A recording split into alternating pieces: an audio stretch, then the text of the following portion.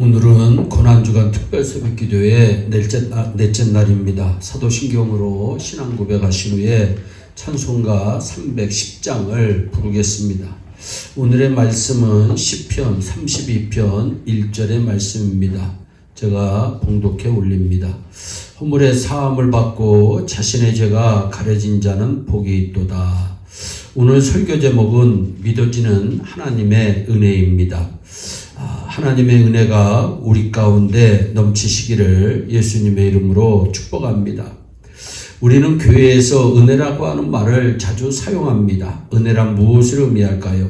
은혜란 받을 만한 자격이 없는 자에게 베풀어 주시는 하나님의 넘치는 사랑입니다. 우리는 자격이 없는 사람들입니다. 지옥에 갈 죄인들 뿐입니다. 그런데 하나님께서는 우리를 죄에서 구원하기 위하여 예수님을 십자가에서 내어주셨습니다. 죄는 내가 지었는데 죄값은 예수님께서 담당하셨습니다.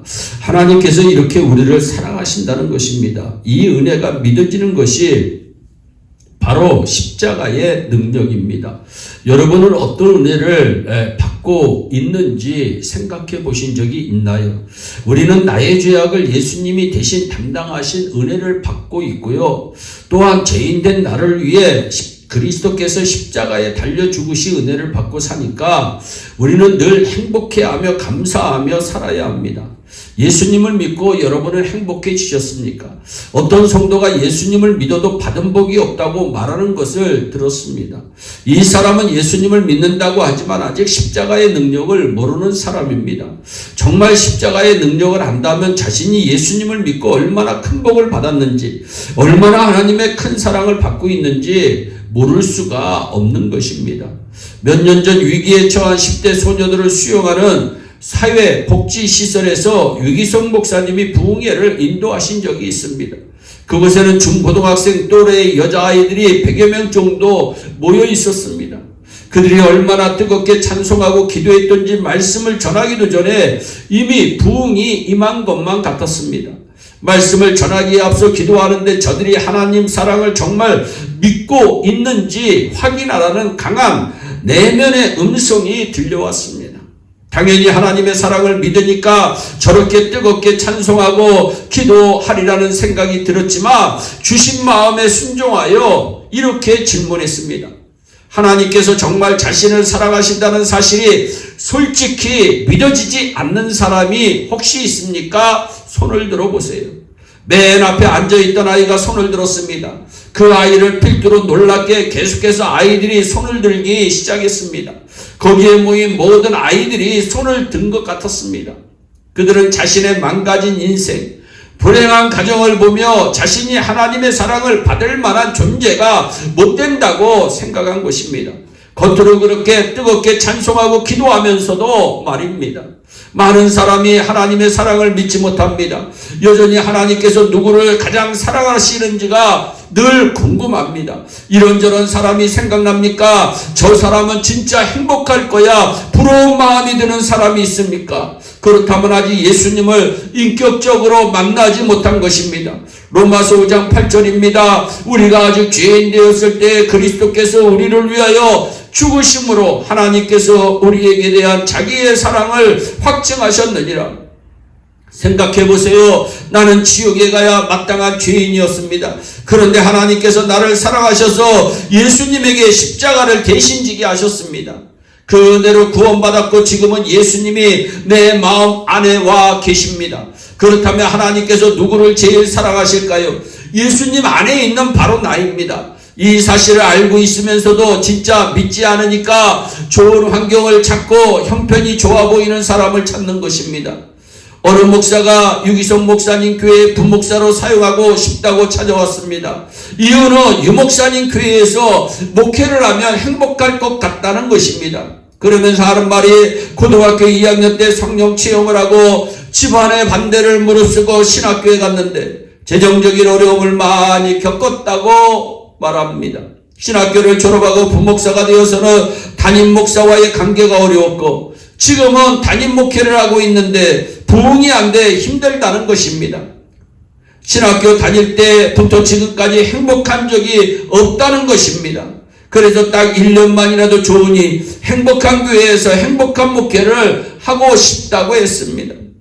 그러나 하나님의 사랑도 예수님도 행복하게 해주지 못한다면 누가, 어떤 교회가 그 목사를 행복하게 해줄 수 있겠습니까? 유 목사님은 예수 안에서 행복을 찾으실 것을 그 목사님에게 권면하고 그 목사는 기쁨으로 받아들이고 떠납니다.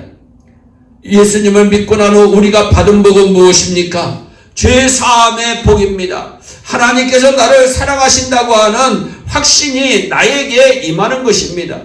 당신의 과거죄가 드러난다면 얼마나 두려운 일이겠습니까? 지금까지 당신을 사랑하고 존경하던 사람들이 당신을 어떻게 생각하겠습니까? 하나님 앞에서는 어떻겠습니까? 천국을 갔는데 지난 과거의 모든 기록이 다 그대로 있다면 당신의 마음은 얼마나 괴롭겠습니까? 그러나 복음은 우리의 죄가 십자가의 보혈로 깨끗하게 되었다고 분명히 말씀하고 있습니다.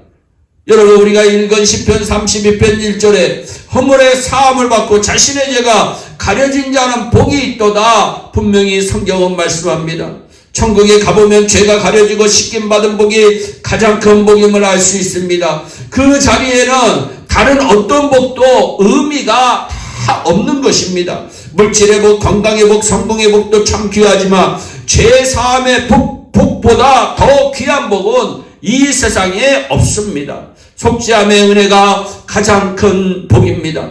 하나님께서 나를 사랑하신다는 것이 믿어지는 것이 십자가의 능력입니다. 우리의 죄가 십자가에서 완전히 용서되고 처리되었다는 사실이 깨달아지고 믿어지는 것이 감사하는 것입니다.